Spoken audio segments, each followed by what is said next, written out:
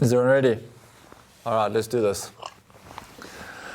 Welcome back to Hanging Cable, Season 7, Episode 1. It's been a long time, but we have finally caught up with a very fast youngster all the way down in Cape Town who's been having a very fast 2025. Tristin Pienaar, welcome to the Raceday studio. I know you're all the way down in Cape Town, but I'm pretty sure we're feeling the cold weather together. But welcome, you had a cracker weekend. Take us through it. It was awesome. Yo, this weekend, I can't lie, it's been quite a hectic one. My gearbox broke in PE. I had to get a ZX-10. And yeah, I got quali first, I got race 1 first and race 2 first. And I can't ask for anything more for a weekend. Yeah, so I mean, you've become a Honda man. When you were up here at the start of the season, it was on a Honda. You were pretty fast and you kept the guys honest. And I was surprised to see you on your Kawasaki, but very, very quick. But so far for the season, I mean, last year you were on a BMW, then a Honda, now a Kawasaki. What's the preference? Yo, hey, I don't know. The Honda and the Kawasaki, they're very close. Like the chassis wise, the power. I think all modern superbikes just work so beautiful that you actually can't describe a difference between them, really. But let's go back. So I remember seeing you around like 2007 when your dad was running the SA Biking Academy out of Kyalami, and you were running around without a shirt on a push bike and a balance bike, causing chaos in the pits. But when did your racing career start? Because you've all of a sudden flown up on the radar, and everyone has now sat up and taken notice that you're a fast man to watch out for. But where did it start? What was your progression that you now all of a sudden on 1000cc and very, very quick? Then I learned how to ride 2008, end of 2008, on a little PV50 on a grass field where they play cricket on basically. And then I started riding pocket bikes on short circuit 2010. I was lucky enough, I won my first championship. And then raced short circuit motocross in Darrow. And then 2021, I jumped on main circuit for the first time, 390, won the Western Province Championship, and then raced that for a year. Jumped on a 650 twin in Super Twin, and then I jumped on a R6 2023, won the MRSSA National Cup Championship, and then 2024 I jumped on the 1000 BM that you were talking about. Yeah, I remember seeing some video footage of you on that BMW, and it was very loose but very fast. Going from the smaller bikes all of a sudden with that jump onto 1000, what was the biggest adjustment for you, or the biggest thing that you had to overcome when climbing onto a bigger bike and then all of a sudden going so fast so quickly? Then I was very close with lap times. Like the lap times that I did on the 600 is like only a second or two difference to the 1000. Then I was used to the actual pace lap, but I think the biggest thing was jumping on the gas smooth and understanding that when you open the throttle, it doesn't turn as good at the same time. Yeah, for sure. So with the start of the season, I saw you at Swartkorps on the Honda. Obviously, there were some fast guys and some big boys out there, and you ran up in the front within the top three. Swartkorps, obviously, I mean, you started off in Joburg, but your main circuit racing is basically down in Cape Town, and you're coming up here and learning tracks for the first time. How was that adjustment coming to Swartkorps? Because it's a tricky track, and you've got to put it together in terms of getting a decent lap time. So with a lot of tracks that you're riding now, most of them you're seeing for the first time. How easy is it to learn the track, especially now on a big bike?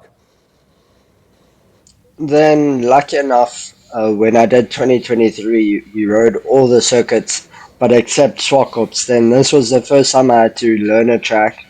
It didn't help too much because the first time I rode my Honda before that race was the Wednesday 2 sessions. Then I had to learn a bike and basically a track. Then it was quite difficult, can't lie. I tried piecing it together. It ended up alright. I would have liked to do a little better, but it is what it is. Yeah, it is a difficult thing to overcome, especially with the way racing is set up nowadays. You've got limited time on a track, but you come from a racing background. I mean, your dad has a massive name in the biking industry. Everyone knows your dad. Obviously, with him, he gives you a lot of advice and guides you in the right direction. What's it like working with your dad? Because sometimes it's not always easy, and they're trying to give you advice from their perspective, but you're on the bike, you know what you're going through. How easy is it working with someone that has decades of experience?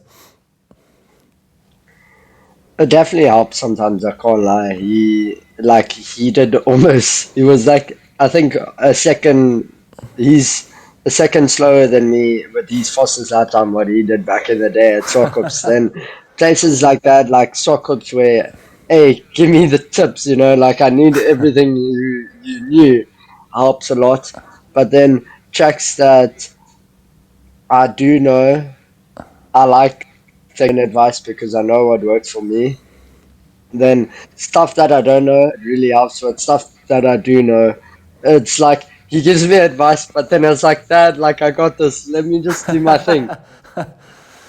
Yeah, for sure. And he's also, I mean, he ran the biking academy up here in Joburg. Is that something that's still happening, that your dad's working with track days and stuff like that? Then he said maybe in the far future there something that will happen again. Hopefully I can get involved. Like I've been helping out Suzuki with their training days at Raceday, and I love training. I helping the newbies a bit, and you know you have to start somewhere. Yeah, exactly. And you were saying that your dad's been training with the Suzuki track days and that. He was also busy with a project on the GSX-8R Cup as well. Is that something that's still going? Because I know we saw you at Simola about a month ago, and you did a run up the hill. What's happening on that front? Is that still something that's going to be happening in the future? Then definitely it's going to be happening. We're just looking for the numbers for it to grow because, yeah, I think Nicole was going to do this last race and then I was going to do it. Then we're just waiting for entries for us to actually race the bikes. But I think it's the future of racing because it's budget racing. It's not, let's put R1 million down and go racing. So when you say you're waiting for the numbers, I mean, I'm asking you, you're obviously not an organizer, but what really needs to happen for that to come to the forefront? I think people just need to understand how good the bike is because it's amazing, and for people to buy bikes and come race it. So where would someone find out more info on that? Would they contact your dad directly, or how would that work? You can go to every Suzuki dealer, and they will put contact with Stuart Baker or my dad, and we can get it sorted from there. So if you guys are looking for going racing in a one-make series on a bike that is more than capable on track, but also not going to break the bank, like Tristin said, just get in touch with your Suzuki dealers and find out about this GSX-8R Cup. I mean, the bikes look fantastic, and budget racing at this stage, with the way things are, is probably the best way to go racing, and it sort of eliminates the checkbook. But Tristin, back to you. You were at Simola. I saw you do a run up the hill. Obviously, on the Sunday, things didn't go according to plan, but how was that whole Simola experience for you? Because it was an absolute gas for us in the studio, but for you as a biker, looking at the event and participating in the crowd entertainment aspect of the event, what are your thoughts? Yo, I can't lie. Suzuki, very thank you. They made me feel like a MotoGP rider. I thought I was Brad Binder for that weekend. Yeah, it's a bit different. The It's definitely made for a car. Very bumpy, very fast. First road experience that I actually went up and centered properly on the road. My first run, we got 2 runs. My first run, I just more went to go look how it was.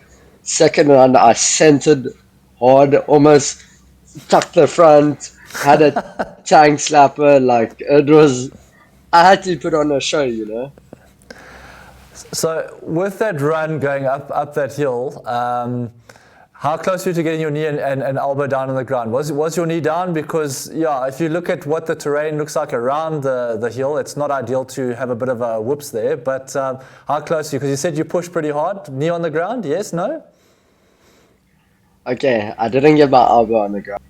That's not gonna happen there. The corners aren't sharp enough. You'll lose so much time. But I did get my knee down. I got my knee down at like 3 corners, I think. Respect, Yeah. man. That's respect. But now with you having done something like that, Isla Man, and we know AJ is over there at the moment. Would that be something that would appeal to you to do a road race or a TT? Yo, I've been talking to my dad. I want to go do Northwest 200 there. It Is looks that like such a draw. I've been playing ride, because the track's on ride. Like Northwest 200 just seems cool. And then I don't know. My dad did the TT. That's a bit scary, but hey, if you do Northwest and you like it, you must do TT. Then I first want to get one of them under my bucket list. Yeah, you're actually right. Your dad did do the TTI. Actually, it sort of slipped my mind. So he would be one that would be an advocate trying to get you over to do the Isle of Man. But yeah, I think it's a good place to start. But future-wise, so far, MISSA, good start to the season. You're very, very competitive. But we know that local racing at the moment is not quite where we want it to be. Plans for the future, if you want to take it overseas, where would you be aiming to go? Then what I would like to go do is Daytona 200 or just go race at Moto America. But talking about MRSSA, the weekend, going back to the weekend, I'm very because I didn't say I got a 51 lead championship now, or 51-point lead championship after this last weekend. Then, yeah, I can't be more happy. Yeah, for sure. And also it was tricky because it was in the wet as well. So riding in the wet, how much experience do you have? Because we normally race through the winter, but in Cape Town it rains in the winter. So how much rain experience do you have? Because that's quite tricky, especially you haven't spent a lot of time on 1,000. What were your thoughts going through the rain? Because it looked like you had a jaw. Then let's rather go backchat quickly to race one. Race one was really good. I won the race by 10 seconds, nothing more that I could ask for. It was dry. I could actually put my head down, push for like 5 laps, and then maintained it from there. It was a joy. But going back to race two, it's the second time I've raced 1,000 in the wet. It's the scariest thing ever because it just I can't describe it. It's crazy. Smooth is fast. But yeah, there's also another achievement that you've done down in the Western Province, something to do with a lap time. How does that work? You've got to achieve a specific average speed or a lap time. What's the award for, and how does it work? Then you must do like a 13.4 to get a 160 cap. Then Okay. I've gotten a 160 cap.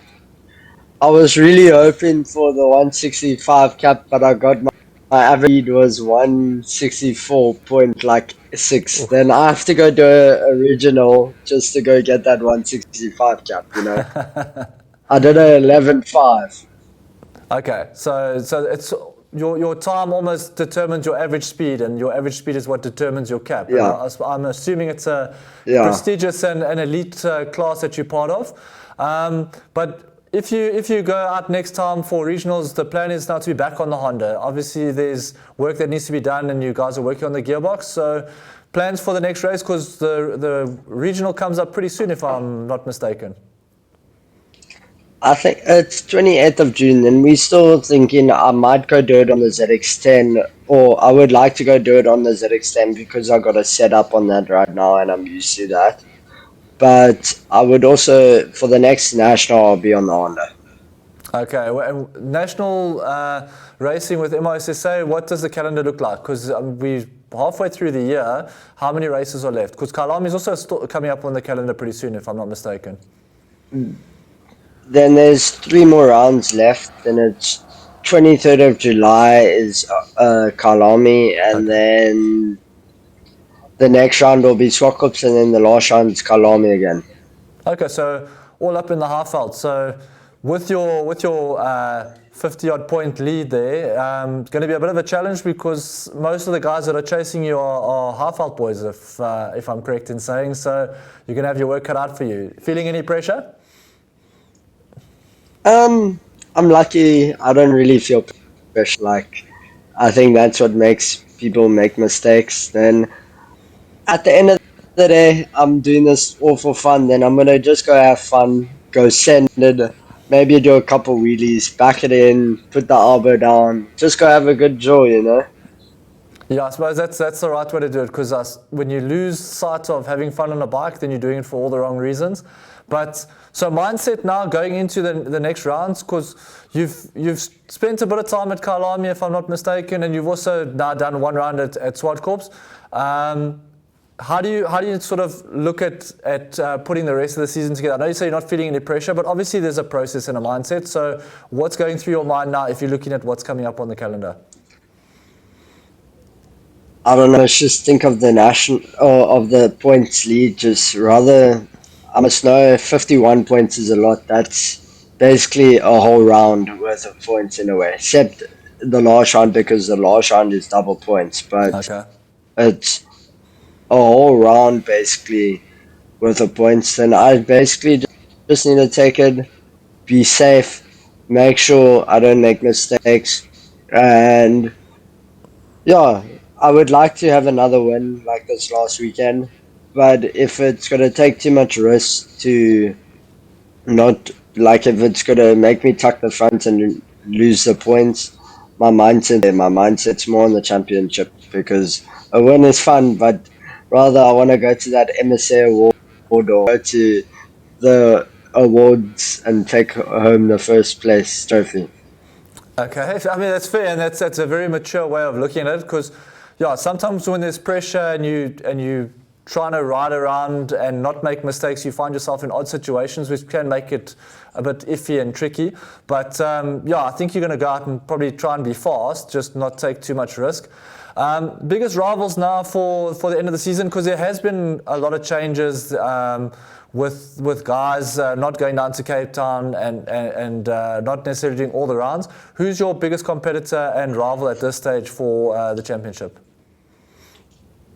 Then Damien, he's in second place, then it's Okay. 51 points. And then to Adolf Boshoff, it's like 80 something points, I think it is, or Okay. 70. It's around that number. Okay, so yeah, either way, they've got a lot of work to do to catch up. Back on this GSX-8R Cup, you said you want to put bums in seats. If you could pick 10 really, really fast riders to join, almost as an exhibition race from past right up to current riders now, can you give me at least 5 guys that you'd want to race against on a GSX-8R? Yo, I would have to, it would be much more than 5, but I mean, let me give it a give me guess. some names there. I mean, I'm pretty sure Sheridan Moraes would be one that would come up on the radar, not so? Yeah, definitely him. Clint Okay. Seller, Yeah, nice. Adolf Boshoff, Sure.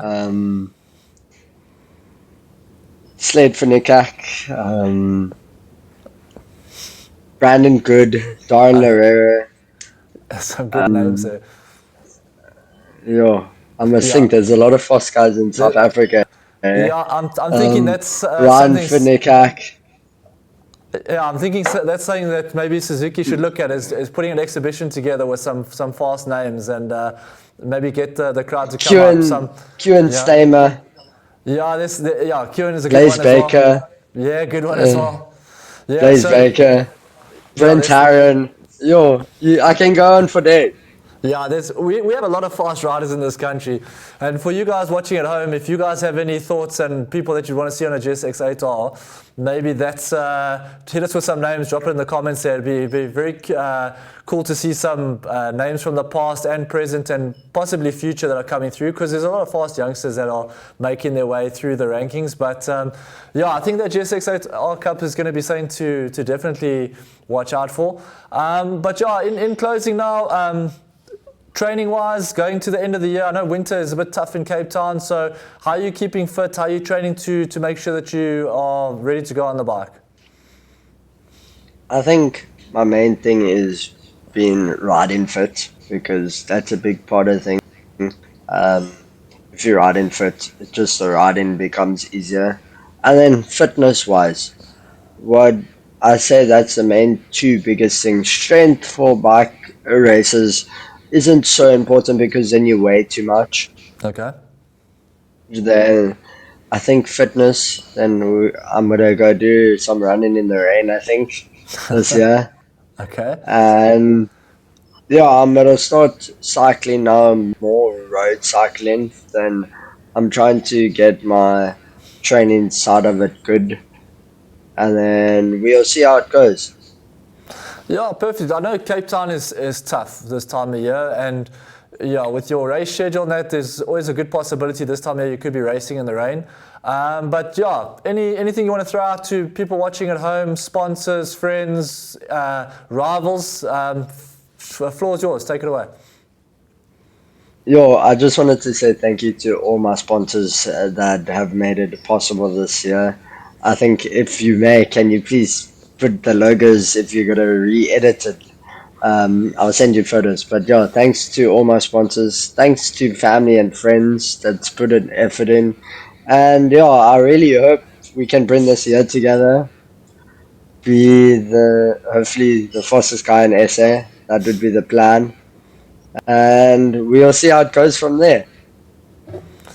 Tristin, thanks very much for your time, man. I really appreciate it. I know this is second time round, but yeah, thanks for making the time. It's been awesome catching up with you, and hopefully we catch you up here when you're racing an MISSA series, and we wait with bated breath to see if you lift the championship at the end of the year. But good luck, and from us, thank you and all the best. Hey, thank you so much. We all love hanging cable, then the name works, you know. We try. We do what we can. Okay, cool. Cheers. Lucky, Thank man. you so much. Sweet, man. We'll catch you later, and yeah, good luck Bye. for the rest of the season.